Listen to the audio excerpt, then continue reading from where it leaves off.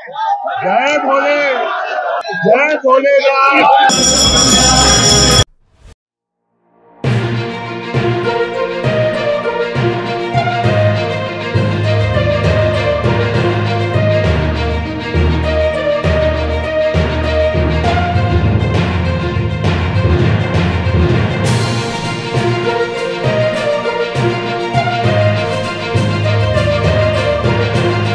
পরনে সাদা পায়জামা পাঞ্জাবি, গলায় গামছা। গয়ায় গিয়ে বাবা মায়ের পিণ্ডদান করলেন সঞ্জয় দত্ত। আর 5 জন সাধারণের মতোই গয়ায় বিষ্ণুপদ মন্দিরে বসে পিণ্ডদান করতে দেখা যায় সঞ্জয় দত্তকে। বৃহস্পতিবার সকালে সঞ্জয় দত্ত তার প্রয়াত বাবা মা সুনীল দত্ত এবং নার্গিস দত্তের আত্মার শান্তি কামনা করেন। এদিকে এদের নিরাপত্তা বেষ্টনী থাকা সত্ত্বেও অনুরাগীদের ভিড়ে চিড়ে চ্যাপ্টা হওয়ার জোগাড় হয় সঞ্জু বাবার।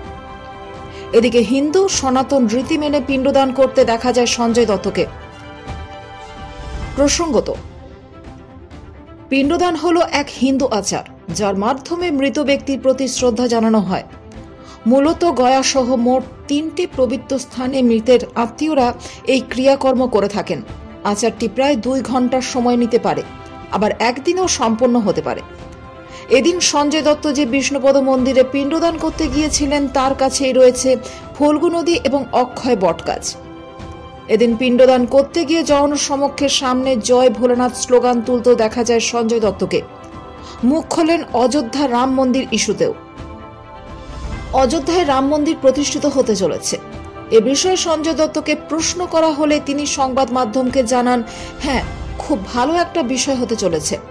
এরপর জয় শ্রীরাম বলে ফেলেও পরক্ষণেই জয় ভোলেনাথ বলে স্লোগান তোলেন তিনি।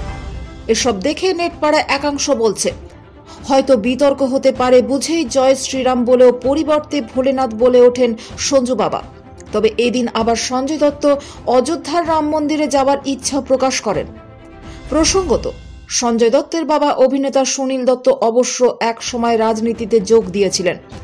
তিনি তৎকালীন কংগ্রেস মনমোহন সিং এর সরকারে মন্ত্রীও ছিলেন।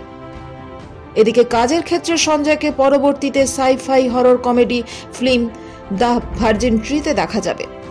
সম্প্রতি ওয়েলকাম টু জঙ্গলের শুটিংও শেষ করেছেন সঞ্জয় দত্ত।